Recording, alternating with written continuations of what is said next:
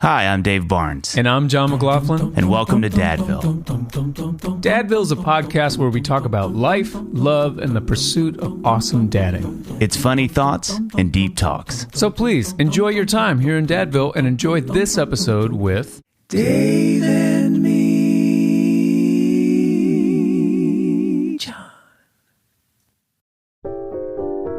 John. Dave Barnes. McLaughlin. Hi. John. Yeah. Taking care of yourself isn't always easy, okay? Oh my gosh. But it Don't get me started. Well, just let me... Okay, sorry. But it should at least be simple. That's Knew why for the last few years, John, me and you, we've been drinking AG every day. No exceptions, okay? Yeah, I do it French. It's just one scoop mixed in water once a day, every day, and it makes us feel energized, focused, and ready to take on the day. And it tastes so good. I always want to do 2 scoops. Don't, John. Because that's what I do. You'd be too strong. Baskin Robbins. I know. And because each serving of AG1 delivers my daily dose of vitamins, minerals, pre- and probiotics, right? And more. That's not even all of it. Yeah. There's so much more that I'm just going to say more. It's a powerful, healthy habit that's also powerfully simple. Oh, John, you have a way with words. Thank you. Let me ask you something. Please. Why do you personally trust AG1 to support your whole body health? See, I'm glad you asked. Okay. I've been waiting months for you to ask. Okay. And I'll tell you why. It's because with AG1, I know what I'm getting. And I'll tell you what I'm getting. I'm getting essential brain, gut, and immune health support with vitamins, probiotics, nutrients from whole foods. I don't like anything if it's not whole. Don't give him half foods. Don't give me half foods. I like to think of it as like a nutritional insurance, if you will, Dave. Ninsurance, yeah. I know I'm covering my nutritional bases right from the start of the day. Now, Dave, let me ask you a question. Let's do it. Let's party. Okay.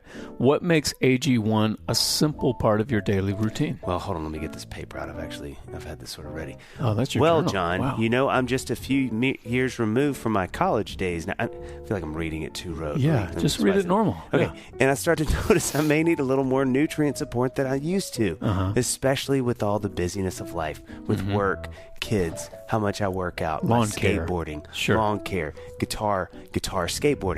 But AG1 covers my bases with high quality ingredients like pre and probiotics. You've already said this. I've said it many times. Yeah. Antioxidants and whole food. Don't give me half. No. Source I nutrients. want the whole thing. I know if I drink it daily, I'm going to feel that extra boost. Yeah. If there's one product that we had to recommend to elevate your health, y'all, it's AG1. And that's why we've partnered with them for so long. So if you want to take ownership of your health, start with AG1. Try AG1 and get a free 1-year supply of vitamin D3 plus K2 and 5 free AG1 travel places packs. You could go. 5 different places or one place 5 times with your first purchase exclusively at drinkag1.com/dadville. That's drinkag1.com/dadville. Check it out. Oh, John, you look and you're about to sound so refreshed. There it is. It feels like we're doing an ad right now. I know. People probably think we're doing an ad, but we're not. Well, this is kind of an ad. I was going to say, what is every podcast but an ad for Dadville? It's really just an ad for Dave Barnes, and I'm just kind of helping you. That's how I feel. I was wondering how long it would take for us to get here. Yeah, and for you. And I knew early on. I remember saying to my counselor, it'll probably take about 150 episodes. This is the problem. Always with doing Dadville with you, John, is that I laugh a lot, but especially problematic today is that I have got a serious, deep cough happening, and so there's going to be a lot of Jason, our wonderful, esteemed, talented I tell you what, producer. Every day the sun rises, I love Jason Shadrick a little bit more. Look at that. Mm-hmm. He's going to have some editing in this. I'm just going to apologize to y'all, because if I get tickled, which John is one of the chief ticklers in my life. I'm the tickle monster. You are the tickle. Well, you've got the cough going on. Can you tell that I still have a little bit of stuffiness going on? Yeah, a little bit. It's just a little. Yeah, no, I'm up there too. Yeah. But you know what? We're going to power through. John, tell me this. Okay. Looking refreshed, not necessarily sounding refreshed. Yeah. How was Christmas? There it is. There it is. Jason, let's keep that one in. Christmas was, I'm going to say Christmas was great. Wow. Okay. Why did I say wow? I don't know. What does that mean? I feel offended by that. Yeah, that's fair. A little bit. That's fair. No, I think you could say wow, because it's, I've got a 11-year-old and 8-year-old. Christmas is high stakes. It's like, couldn't be said if better. you come out of it saying Christmas was great, that deserves a wow. Yeah. Because that's true. It's not a foregone conclusion not easy that to it do. would be wow. It's not easy to do. I felt great about Amy's gifts. Oh. Which it's not like, I feel like I can say that because that's no credit to me. Yeah. I just went out and got the things she told me to get. For it, but you got them all. You had to go physically do that. Yeah, I did. Most of them. Okay. Yeah. Well, you had to receive them. Yeah, and keep track of them and wrap them. There you go. And then put her name on it and keep track of where that was. Yep. Which you laugh. No. Not always easy. I'm saying that with honestly. a straight face, Dave. Yeah. Not always. Like, where did I hide that present is a real thing. Yes. / I forgot to put the tag on this one. This is going to be interesting in a couple days when this gets open. It's like, as songwriters, you'd think we would know that when we say to ourselves, I'll remember that. Oh. You're not going to remember that facility, that little part of the business, that little, like, so it's, keep going. Where was I going? The analogy I was going for was that wing of the business building.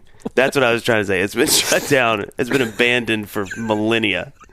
There's nobody in that place. Oh my gosh. I just sort of came up. I just want to listen to that. Oh my gosh. That got me. What? Gosh. Okay. Jason, can you loop that just a couple times? Yeah, at the end. That part of the business. And then the Okay. Anyway, Christmas was great.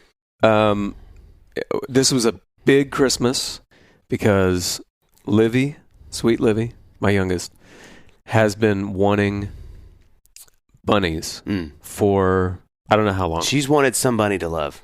She wants somebody to love. I was going. That's a co-write there. Somebody to love. No, let's keep it in my catalog if you can. Look what you did. Yeah, I'm there. That's a song that Dave and I wrote together on Angst and Grace. Anyway, and I was like, hard no. Not even on the song. That day, it felt like you really liked it. Yeah, it is hooky. No, but I'm like, no, we're not getting bunnies. We don't have any place to put bunnies. What? I have no context for bunnies. If you say like a dog, then it's like, I know what that is. I don't know what it's like to have bunnies. She really wanted bunnies. I mean, for a long time, and was like researching online and writing like book reports and then like presenting them to us multiple times. It was so cute. And she wore us down. I mean, she got it. Was it a wore us down or wore you down? She wore me down. There it is. Amy was like, it was definitely that whole like, well, you got to convince Dad. And she did it, to her credit. And now we have 2 bunnies. Fast forward to yesterday. Yeah, we went and got them yesterday. And where one, would you tell that quick story? Oh, yeah. Yeah, one got out. We took them, we like had to drive like an hour away to get them at this rabbitry, which is a rabbitry? A rabbitry. We got them. Wow. We brought them back. They were like in the van for like an hour and a half. So we were like, let's take them to the backyard, let them kind of run around, go to the bathroom. Oh. We can all go to the bathroom. And there are a couple spots in our fence. I mean, it's all fenced in, but you know of those couple spots. You've got where it's perfect rabbit holes, honestly. Yes, we really do. One of those rabbits got through one of those holes and went to our neighbor's yard. That is like, I don't know. It's like the worst possible yard for the rabbit to get in because it's covered. Nothing but pythons. That would have been slightly worse, but not much. I mean, it's like, I don't know. It's like 200 square feet of just thick brush. Wow. And I'm like, I just spent a lot of money on this rabbit. Also, Livy is going to die if this thing runs away. I have got to get this thing. I was in there for 15 straight minutes, just like a diving for this bunny. Like in the brush. In the brush. I mean, like breaking branches, just like I'm in like I'm in just beast mode. I can't even feel. It's one of those things where like afterwards you're like seeing all the scratches and you're like, I didn't feel a thing in there. Yeah. Anyway, it was high drama. And I finally got the bunny. Yeah. Because every time you would get close, it would just dart, right? Yes. And that thing you can't, like I've got it in my hands and then it like wiggles out. Anyway, got the bunny. Livy was like in tears. Oh. And she was so it was like at the same time, like I came out of the brush with the bunny in my hands. And she's like, her whole face is all puffy and she's been crying this whole time. But she's so happy because I have the bunny. Is it a crying at... But it could be all. But is it a crying that she lost the bunny or that she was seeing her dad not be struggle able... so much? Yeah. That's not what if something you sat down with her should after see. And you're like, honey, I'm so sorry that was so traumatizing. Bunny, she's like, oh no, Dad, it wasn't the bunny. The bunny is fine. I just hated seeing you like that. Am I safe? Am I safe in life, Dad? Is there another guy that could kind of watch over the house? Oh my gosh. There's this really strong dad at school. Yeah. Anyway, so that was high drama. But we got bunnies. You know, it's like your dog situation where it's like we start out with this hard no. Yeah. And then next thing you know, I'm running through the brush in our neighbor's yard trying to get this bunny that I'm like, I will give anything to get this bunny. Yeah. That I didn't want. And don't bunnies live like 50 years? They live a long time. Yeah. They live like 10 to 12 years. Yeah. Like we'll be empty nesters. Yeah. These bunnies. You and these, yep. So cut to a decade from now. I'm in the front yard and I look over and I see you just releasing bunnies. Just into 12 South. We look at each other. Nothing is said. I nod. You nod. You close the gate. You take the cage inside the house. Nothing is ever No, said. I just throw the cage like in the alley. This is someone else's problem now. They are really cute. Yeah, they are. They're really cute. So, but it was great. We went up to Indiana. Shows. Oh, yeah, played a lot of shows. November, December was really busy for me, show-wise. Yeah, I played one of the like most memorable, amazing, my favorite shows of all time. So great. It was the same night as your big show here in Nashville. It was awesome. I loved it so much. It was in Carmel, Indiana, at this beautiful place called the Palladium, which yours was here in Nashville at the Skirmahorn. Same designer, I think. Yeah. Or like architect, whatever. It was just amazing. I loved it. It was so great. The band was awesome. You know, Amy and the girls were there. It was so great. Were they the band? In a way, they were. Yeah. Okay. Not like audibly, but Fully. I hired a friend of mine who is a photographer to shoot some shots, and he got this great picture of Livy like standing up and like clapping. Oh, and like my you can gosh. see me on stage, you know, kind of waving to the crowd. And my favorite, Brooke Pleasant always shoots my Nashville shows, and she'll always get one a year of the kids side stage watching me. Yeah. And it's worth the whole show, that shot, every year. I love that. I've seen your kids watching you on stage. It's such a like precious thing to see. I love watching the crowd's reaction to someone on stage. It's like, I don't know. It's like it's all, you can almost like feel all of their anticipation leading up to this moment. Yeah. Like they've done all the things. They've like bought the ticket. They got their friends together. And now they're seeing you or Matt Carney or whoever. It's really cute. And when it's your kids, it's like... It's amazing. It's really great. So how about you? Great. It was good. Wow. That was fast. Oh, wow. I went from... Well, you said great, and then you downgraded immediately. Well, I felt like you. I was like, man, I'm coming in two wheels with great. Yeah. It was really good. Andy and I kind of did a recap the other night, and we were just both saying how, I told you and Amy this last night, like the kids they got along really well, and I got to give a shout out here, okay? Friends of the pod. Yep. Dude Perfect. Love these guys. They've become friends, which has been really fun. They are just so the kids every morning would come down and watch like a few episodes of Dude Perfect. What happened, which was so fun and unexpected, was my three started filming trick shots and episodes like Dude Perfect does. And it would take hours a day. And Ben, my oldest, would get our little iPad and got really good in iMovie editing. And it was just, they had so much fun together. And it's, I've texted the guys to tell them that. But I mean, I'm just so thankful for something like that that's really safe for them to watch, that makes them then want to get off a screen and go do something. You know what I mean? Even though they're technically using the iPad. But yeah, how do you feel about the iMovie thing? Because Luca and Livy make movies. Yep. Like they started making these things which your kids have starred in, called 6 O'Clock News. Oh yeah. And Luca she's gotten pretty good at editing and putting like sound effects. It's amazing. Transitions. And I hate it when they're on a phone or a screen. And I want to be clear. I'm by no means, I'm not trying to say we don't do screens. We do screens. Yeah.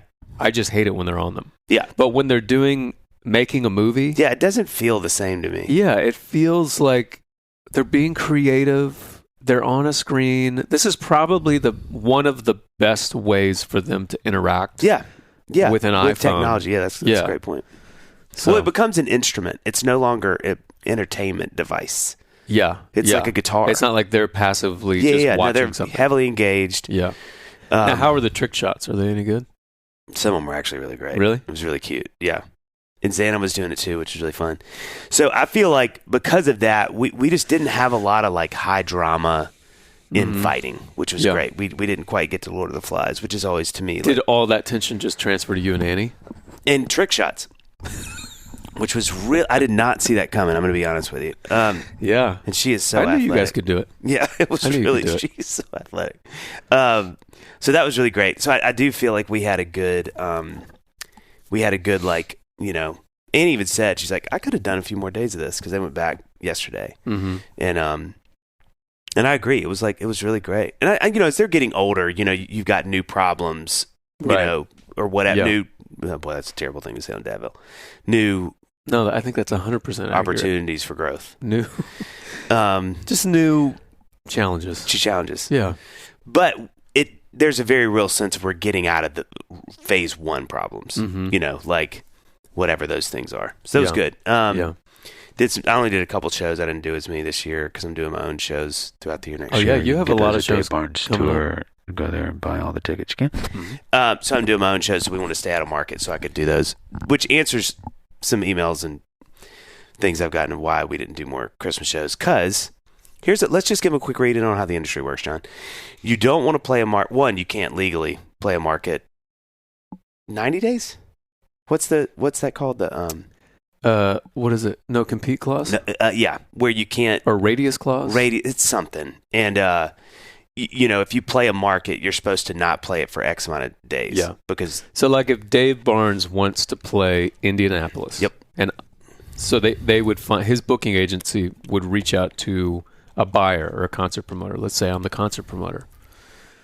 So I would buy the show, basically.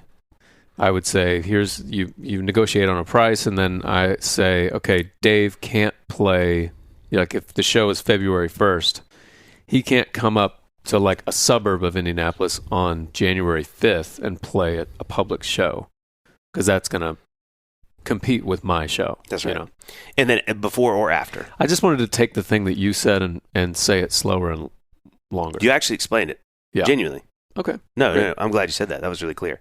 So, to your point, you can't do it before or after. So you have this weird time in a city where you can't play again. And so I knew playing Christmas shows would sort of kill off me being able to play shows at least for the first half of the year in those markets. So hence I only played a couple shows. How many shows do you have up right now? It's quite a bit. 20 maybe? Yeah. Maybe a little. When is the first show? John, look at you trying to promote my shows. This month? It is. Yeah, we do a run. It starts 24th in Charlotte. We got Charlotte, Raleigh, Chattanooga, night off, and then Atlanta.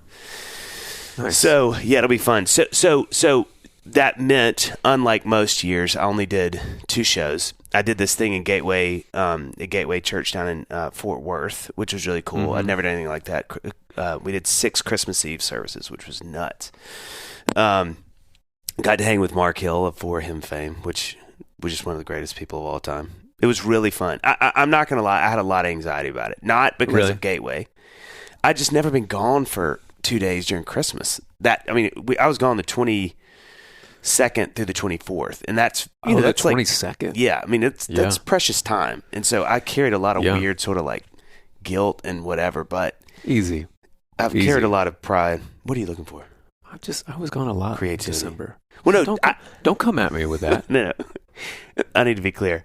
I'm gone a lot in December too, usually. I mean, weekends. I've just never been gone that close to Christmas. I've never been gone on Christmas Eve. There we go. Morning Christmas Eve. Oh, I would never do that. Oh, the tables have turned. You suddenly reversed. You got home.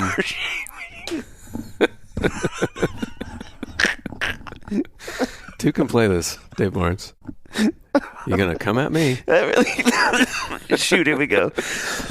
I feel like a character. Okay. I feel like a character in a Disney movie from the 50s. Like when they get excited, they start coughing. Well, how's that doing? So anyway, I did carry a lot of anxiety around that because I was just like, "Gosh, is that too close? Is it like too? Yeah. Is it going to interfere with like core memories for my kids? Yeah. That's tough. It's all like you always are faced with like. I mean, that's like high stakes time on the calendar. Oh yeah.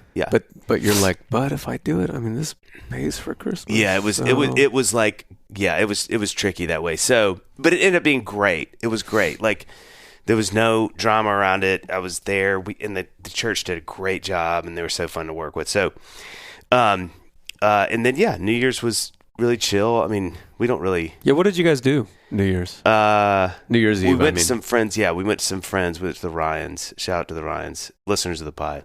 We love the steakhouse.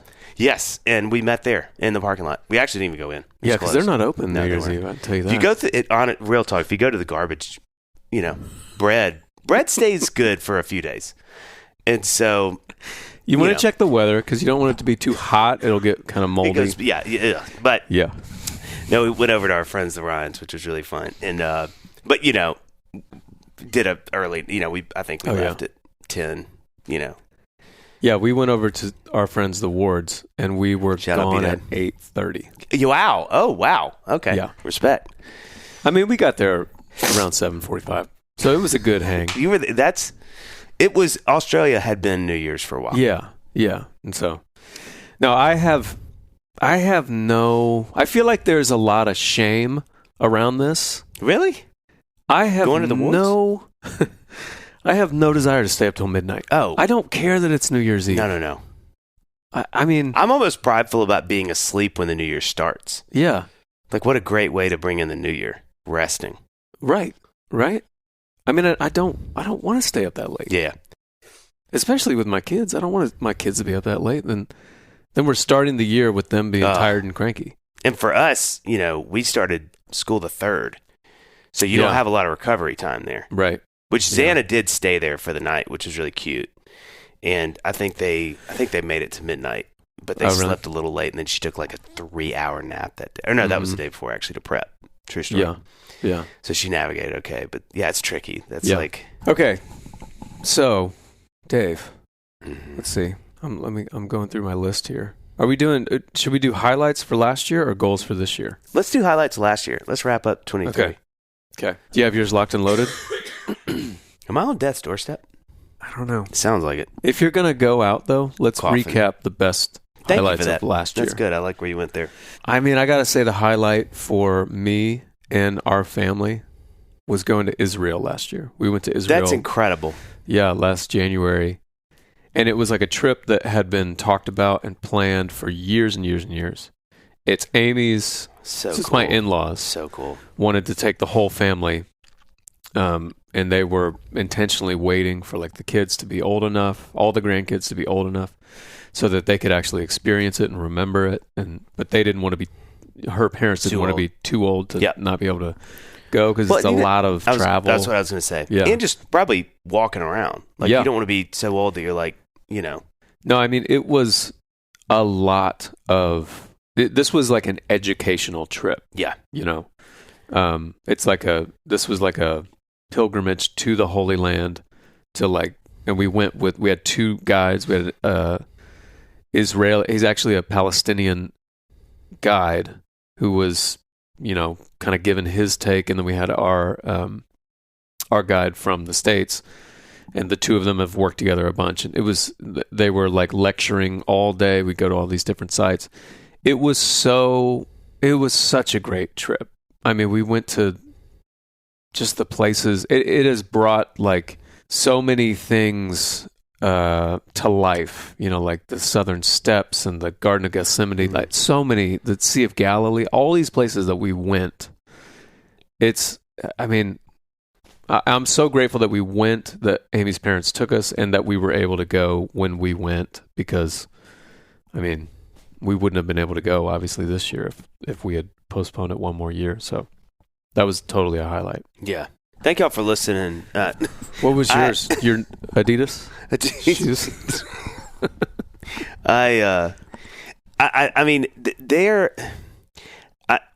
What is the way to say this? I sort of thought of it as things I learned. Uh-huh. So, because they're not highlights. One of them, especially with March, that was a big thing I thought about, was March 27th. March just sort of like, well, yeah. There I go, making the jokes. Oh, boy. No, with what happened, because as I was reflecting on it, I was kind of like, I actually had this dilemma. It's funny you said that about highlights. I was like, man, it'd be fun to post some things on Instagram, just a fun reel of like fun moments of the year, because the album got released and Lady A tour. There was just so much really, and then the travel we did as a family. I should start with that. But there was just a lot of really great stuff. But with March 27th happening, it was just so hard to go, how do you do that? Not to make light of, or not to make light of other things when you had this horrific thing happen, right?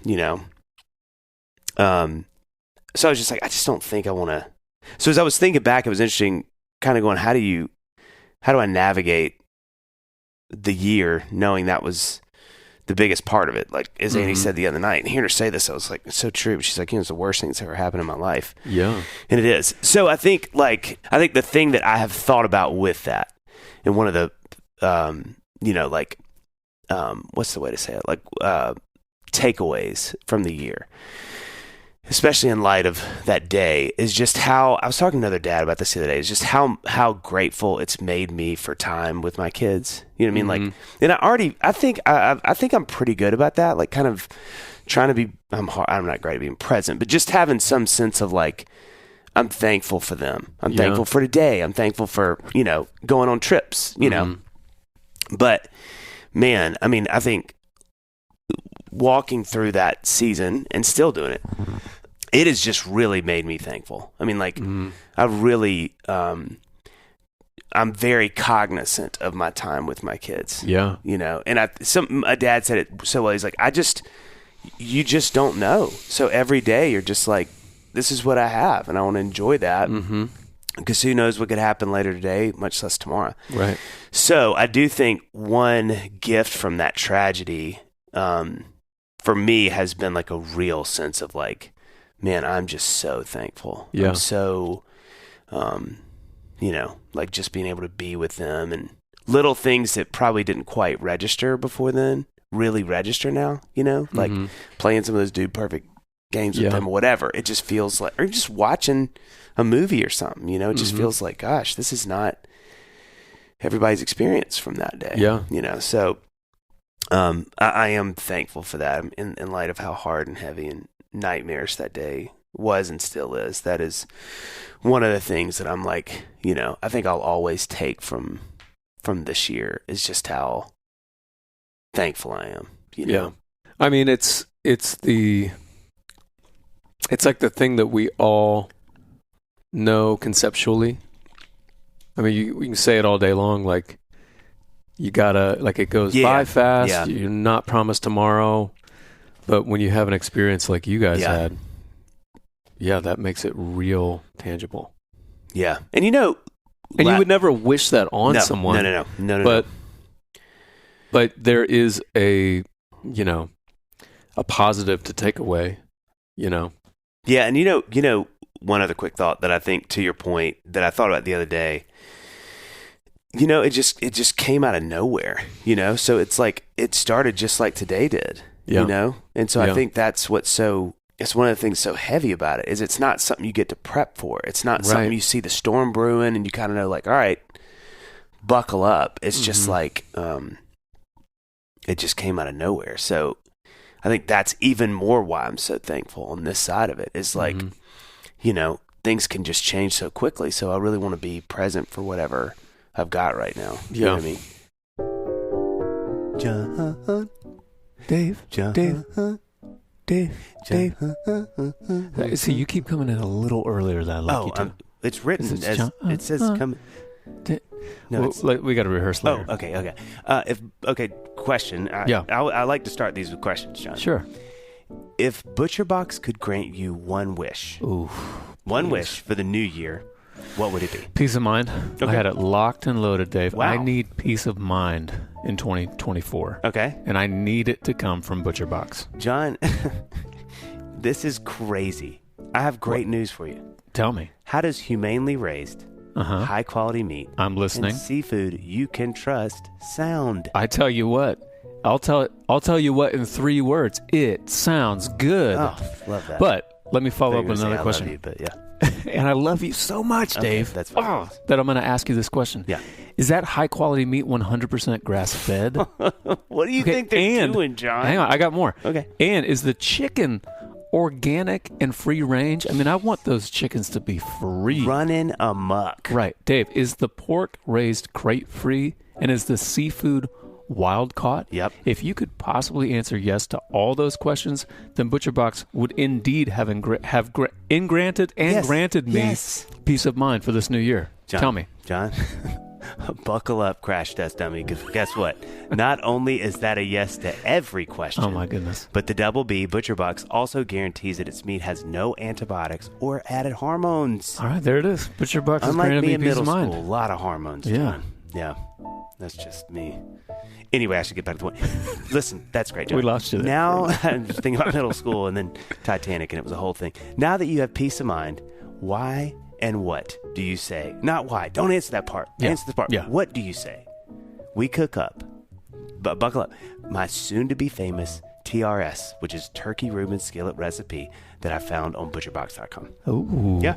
That sounds great, Yep. actually. First, I want to make you my already famous Denver frittata. Oh, that is your masterpiece, John. So light And so fluffy. I know. my hair in Everyone middle school. says it. Yeah. Listen, great recipes and a variety of high-quality cuts at an amazing value. Yeah. Plus, exclusive member deals, recipe inspirations, guides, tips, hacks. Now, Dave, it's time to tell them about our special deal. Oh, couldn't wait for you to ask me that.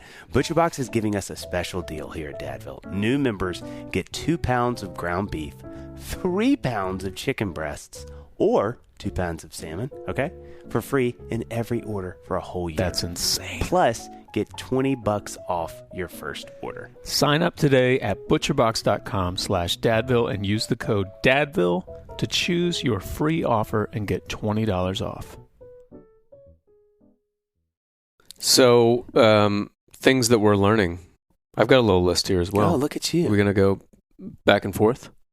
Back, forth, and forth. Yes, let's do that. I like that. All right. These are in no particular order. Yeah. Because this is still with an eye on 23. Like, right? Yeah. We're kind of learning this. Here's some things we learned last year. Well, yeah. Still learning. Things Always that learning. I am definitely still learning. Yes. Yeah. Things that I'm learning and want to be good at Yeah. and better at. How to be a better husband, which I think really hinges on just, for me personally, at times when I feel like I have not been my best self as a husband, I'm like, it seems like every time it's like, just listen and empathize more. You know? Those are the two big things that I feel like I need to be. I mean, maybe in a marriage, it's like, that's one of the main things that we really want, is like, we want the other person to listen, to feel like they're seeing us, you know? And sometimes I can, even though I don't feel like I'm terrible at that, but there are some times. I was going to say that I'm not trying to just boost our numbers by saying how great of a dad you are, but I wouldn't see that as problem spots for you. I mean, but you know, I think at times I'm good at it, and at times I can be. Here's the thing. I think all these. I put this later on in my list about actually being a better dad, and one of the things that not to jump ahead, but one of the things that I see as being a real hurdle, the thing that gets in the way of me being a good dad, in those moments where I'm at my worst. Yeah. 9 times out of 10, it's because of stress in other areas. Yeah, right. So I really, as I was like kind of thinking about this list and writing these things down, you really back up and you see how everything is connected. Yeah. And I think when I get stressed about other things, when I'm feeling overwhelmed with whatever, with work, with, anything, it can take away, and often like your spouse is the person that gets nixed first because they're the closest, they're the safest, they're the person who, they're always there. So it's like they sort of get the short end of the stick because you're preoccupied, I'm preoccupied with other things. Yeah. And so sometimes I can miss it on just that simple act of just listening and empathizing. Yeah. One of the things, I keep this list of things I'm learning every year in the notes app. And in one of them that I really circled and was like, man, this is something I need to keep thinking about. But we're not trying to become more independent. We're trying to become more dependent with the Lord. Uh-huh. And that's not hardwired into me. Mm-hmm. Like I'm always trying to just kind of island myself off to where it works. And I have my little system out there and it's doing its thing. And I'm a little sovereign nation of Dave that's always... And I think the more I thought about that a lot this year, it's like my natural North Star is to get independent, self-sufficient, self-sustaining. And I think the longer I walk with the Lord, the more I'm realizing it's wildly the opposite. Like I'm at my best when I'm the most dependent, And that's not a posture that's very popular or, propagated in this American culture. Totally. So that's something I'm trying to think about. Well, Amy and I were talking about this the other day. If we lived like the first church, that what you're describing would be more, it would be easier because we would all be in it together. Yeah. It's like you sell your guitars or whatever, it's all going in the pot. We're all living together. We're all taking care of everyone's needs as a community. Yeah. And we read that like in Acts and we're like, man, what a North Star. Yeah. But we live in America in 2024. I'm not doing that. Yeah. And it's tricky because we as believers we're sort of, and I'm not saying I'm not saying anything right now. I'm just saying we sort of have this ideal as like the early church, but we're trying to like stride the fences here and live both. How do you kind of hold on to what's important while at the same time keeping an eye on our property values going up? Right. What new car are we getting? All that kind of stuff. Yeah. It's tricky. It's interesting. I think it's something which is funny because I didn't plan on saying this, but it absolutely sort of connects to this idea. If there's something I feel so strongly and it gathers in strength every year, it is this idea that we really are supposed to be together. Like God really did make us as humans to be symbiotic creatures. We are not independent creatures. In fact, independence is basically where everything starts to go bad. Like, pretty much everything goes bad, And so I think when you think communally, like you're saying, I've thought about this so much in the last really few years, but I think that's why the church is such a big deal. And I know for probably a lot of people listening, who knows the associations you have with the word church and a lot of hurt, and I totally get that. But I do think still we're just meant to be together. We really are. And I'm speaking as humans, but I would say especially as Christians, like God really wants us together. We're a body of people. We're not little islands like I was joking about earlier about myself. And so I think as I get older, I just understand that so much more. I think being involved, at Covenant like Annie and I are, we just get, is it hard? Is it awkward? Is it time consuming? Is it a pain in the neck? Yes, like 100%. But I'm rarely ever leaving being with those people feeling like it was a waste of time. Yeah, right. I feel seen, a part of something. And so I think like my encouragement to anybody listening, I just think that's something I would hope you'd think about this year. If you've found yourself separated from church or whatever, I think, I laughed with a buddy of mine. I was like, I can't really prove this scripturally, but I do think, and maybe I can, but I do think if you sat with the Lord and said, hey, why do you want us to get together for church? I just think if he gave you a graph or like a pie graph, I think it would be like 75% of it would be just being together. Mm-hmm. And then there'd be like a word that's shared, praise and worship. And that's a bit, I don't mean to minimize those things. Like, right. We don't need to go there for us. We go there to praise and honor God. But I do think baked into that experience is God going, I made you guys to be together. That's why I want you to be together. It's not to I think we can get messed up with reasons for the church. Mm-hmm. And I think a huge part of it is just because it physically, at a molecular level, it's good for us to be together. Totally. Our old church back up in Indianapolis before we moved to Nashville, we had small groups, and one of the people in our small group asked our head pastor at the time, shout out to Todd Fisher, who we love. She was like, what's the point of small group? Wow. And he was like, so that when you move, you have some people to help you move. Wow. And I was like, I don't know if everyone who hears that, if it will hit them the same way, but to me, I was just that's like, great. That is it. It's community. And I feel like we could talk about this for a long, long, long time, but let's do it. Back to the living in America in 2024. I feel like the things that I believe matter to God in my life, in your life, in our lives, aren't the things that often stress me out. You know what I mean? Like, we just did this renovation on our house. I mean, I can make a real solid argument for why we needed to do that. Now, need is in quotes. But it's like, it makes a lot of sense to do. I don't feel like we're being reckless, all that kind of stuff. But, we've got this renovation that costs a lot of money, and that stresses me out. And Amy and I were talking the other day, and, she's like, we're going to be taken care of. It's all going to be great.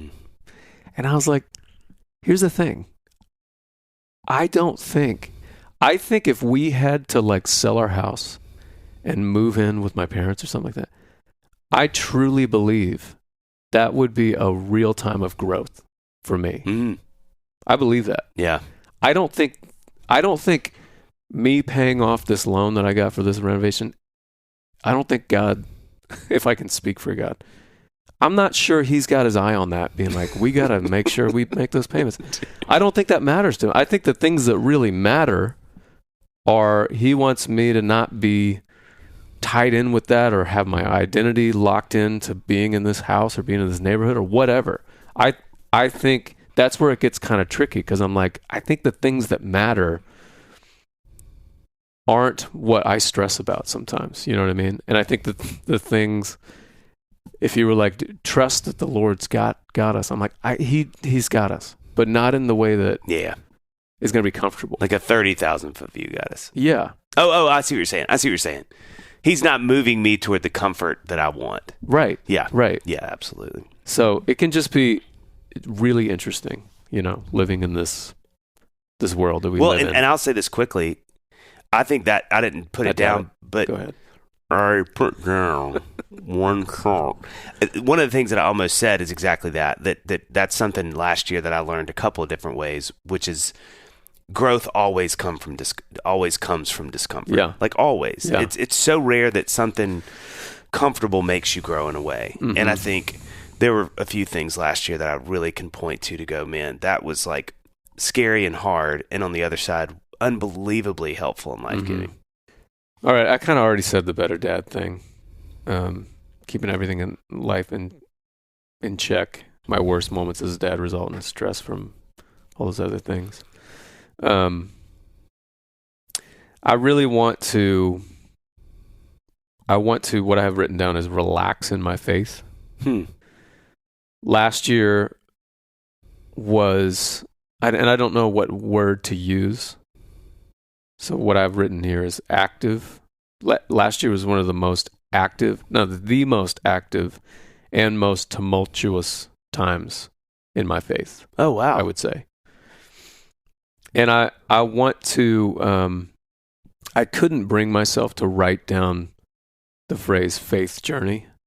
I just couldn't do it. I think there has to be a flute playing for you to say that out loud. Even though I'm like, that's what it is. Yeah, I just didn't want to write it. So I've made this whole thing about not writing it so that I could. Then say it. For the record, I didn't write it. I kind of I want to enjoy this tumultuous kind of, like, it's really unsettling if in a totally fine way, you know? Yeah. I think it's better than inactivity, you know? So I want to just kind of relax in that, just go along with the ride, keep moving forward, you know? And I think the thing that gives me anxiety about it is sort of this fear that, like, I'll be in some conversation with a bunch of Christians and we'll be talking and they'll be like, I think I've said this on here before, but they'll be like, wait a minute, what did you just say? And then they'll all take a step back and they'll be like, oh, you're not really a part of our group, are you? You're not on our faith journey. You're not on our faith journey. Why do you have so many questions? You know? Gosh. Faith journey. Yeah, I get that. Do you mean that from, like, that you would say what is the fear there? I think there's always been a part of, maybe not always, but in my adult life, there's always been a part of me. I'm the guy in the pew that's leaving with, I came in with 10 questions. I have like 48. Oh, wow. You know what I mean? Wow. And I personally am fine with that. Yeah.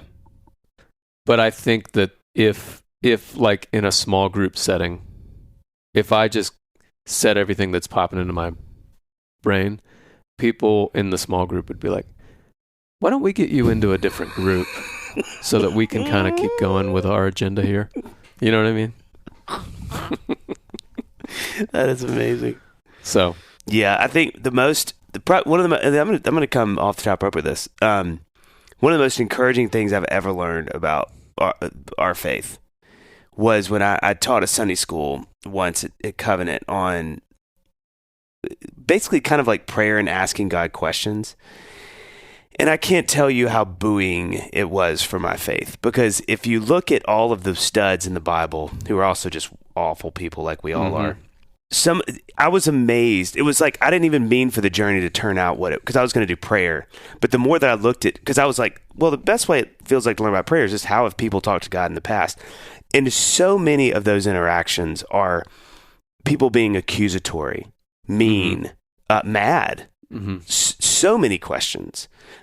It's not these postures of reverence. I mean, well, that's not fair. I think it's not always irreverent, but there's a lot of like, what are you doing? You said you were going to do this and you didn't, or why are we still here? You know, and no times do you ever really see God go, how dare you? I mean, when Sarah laughs, that's one of my favorite parts of the Old Testament, you know, that this angel's like, hey, you're gonna have this baby, and then she, you know, and she's over in the tent laughing. Like, I think a lot of us, for me, I would have been like, oh, he walks over and he's like smoked, you know, like I touch her forehead and she turns nuts. Right. No, he's like, I get it. That's crazy, you know. And so for me, it was this huge moment for me to realize that questions and authenticity is really what the Lord wants, not this sense of inauthentic reverence. Right. He would always rather deal. I mean, you look at Jesus dealing with people in the New Testament, the people he got the maddest at were the Pharisees, who that's exactly their posture. Right. This thing in me that I have, which is like, I'm going to be reverent and look like everything's together. And he's like, stop. And then the people that came up to him were like, can you do this for me? Like, I don't even know if I believe. And he's like, see, now I can work with it. Or like, why have you done this? Like, that's a great question. Let's talk about why I've done it. You know, and so I think for me, that was really helpful, because I do have this thing in me that's like, I don't have any questions, or what if I'm mad right now? And I think the Lord's just like, whatever you are, I already know. Right. Just be the thing. Well, I have zero anxiety about, with like, how does God feel about? Yeah. Because like you're saying, if I'm feeling it, it's there. Yeah. There's no. Yeah. It's in there. My only anxiety is where I fit in sort of this community of believers. Yeah. Which, it's like no one is coming up to me with a microphone saying, "What are your thoughts on predestination?" Yeah. And then publishing them in some blog or something. No one cares. But it's just an interesting feeling as Christians to be in these gatherings where people are talking and people are saying how they see certain things. You're hearing sermons, all that kind of stuff. And sometimes I can feel like I'm the odd man out. Yeah. Even though I know there's nothing unique about what's going on in my head, and I feel I think that it's helpful to say that and to make that known to people because there are other I would want to hear that. Yeah. There are other people who may not be feeling that at all, and God bless you. Yeah. And there may be some people who are like, that's how I feel. Every time. Yep. Yeah, I feel that. I think one of the last ones, I had this written in my notes, and this is something I thought about last year that I think I'm hopefully going to think more about this year. What if the answer to the prayer for encouragement, right? So I pray that a lot, just like for encouragement, is God humbling me. I think in many ways I've been able to really hear the encouragement and accept it because I was humbled enough to really hear and accept it. So this played out this year for me with this album release because, I was and love the record. I'm so proud of it. And but I had like really high hopes for it coming out. People would hear it and really get it, and it'd be this. And I kind of felt that building in me. And so I remember when we released the first couple singles, like it just wasn't quite the response I was hoping for, which I don't even know what the response was supposed to be. That's the problem. But I was pretty like bummed, and I'd prayed for encouragement before that, and like, Lord, just let this land, let people like it, let it be what I'm trying to make it. It was really ambitious record, so I was like, I want it to. And after those first couple songs came out, and it was like just wasn't doing what I'd hoped, I was just so discouraged. And I had this moment of clarity, though, that it felt like I realized that when people did say something about it, it meant so much. Like a lot. Yeah.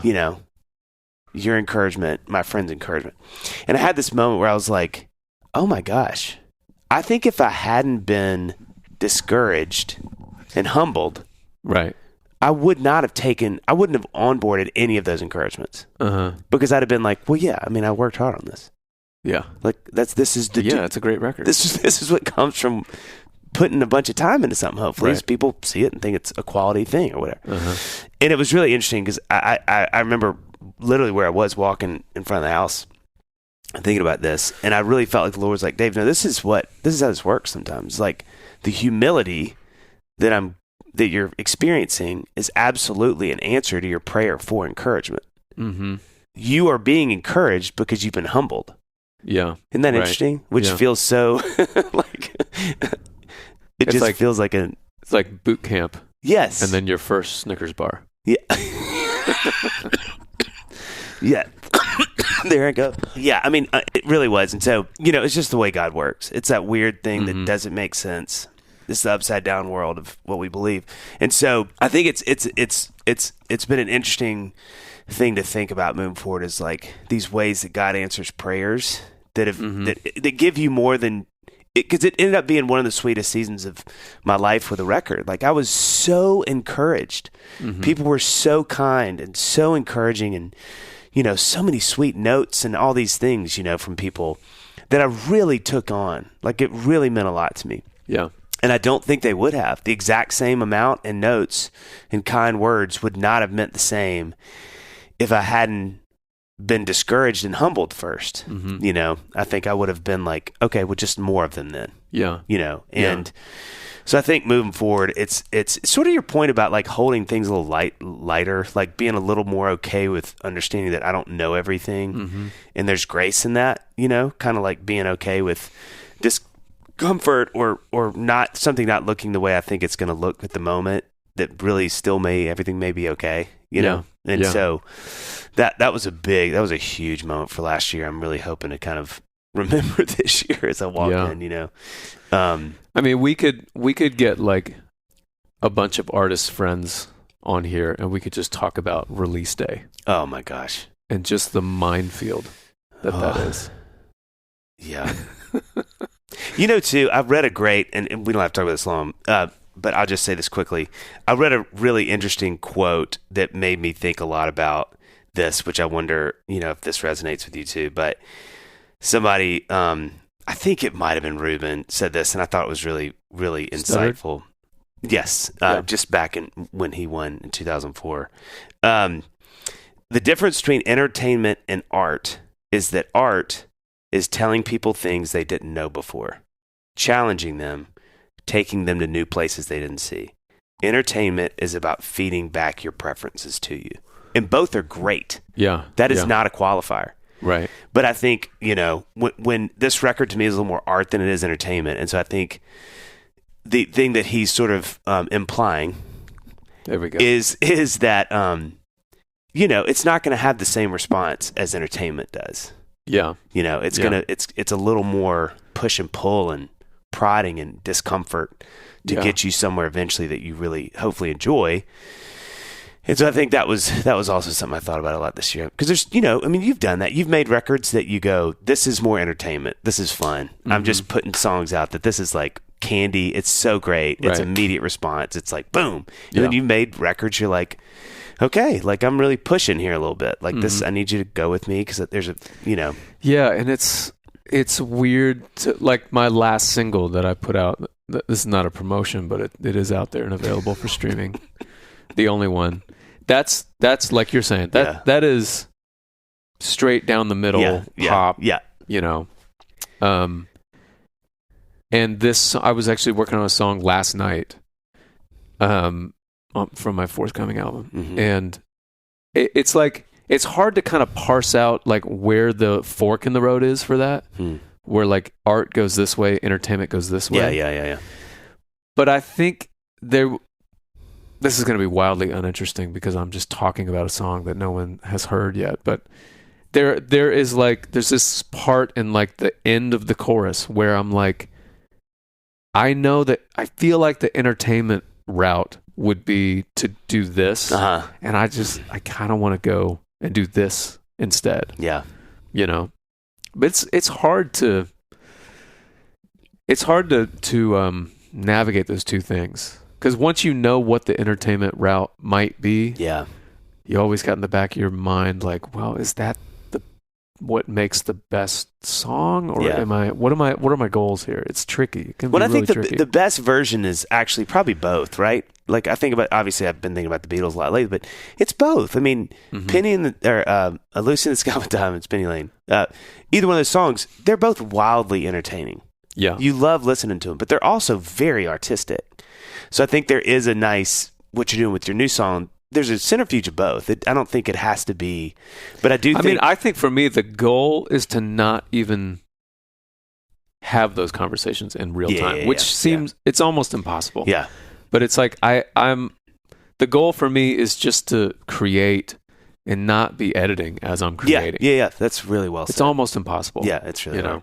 I think that, and then I'll end my part of this by saying, I think for me, you know, that be it in my spiritual life, like I've said, like you've enunciated, you know, a few minutes ago, the gracious posture of holding things more open-handed, you know, being for me, like being less judgmental of myself, or, you know, and not to just let things slide. That's not what I'm trying to say, but, you know, just not beating myself up about things.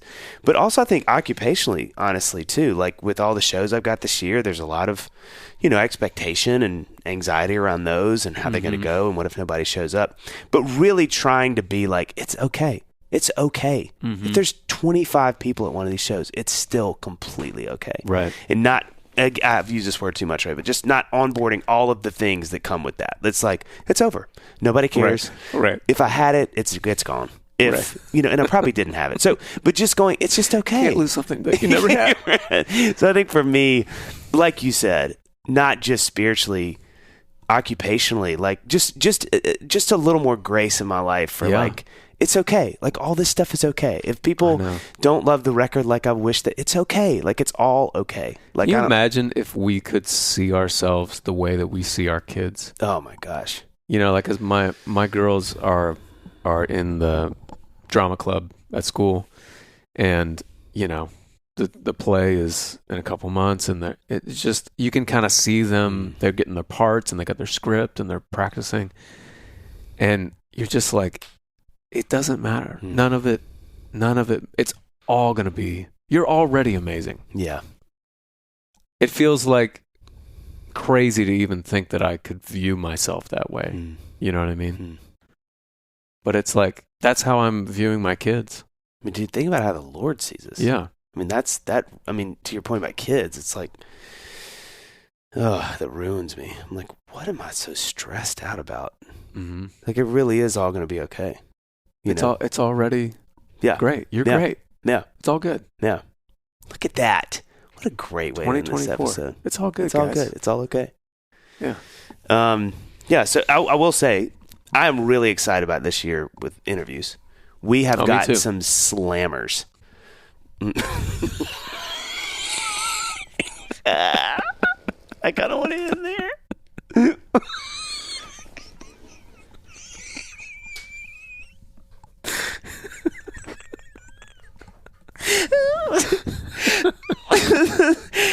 Oh my God, just aged 40 years in one sentence.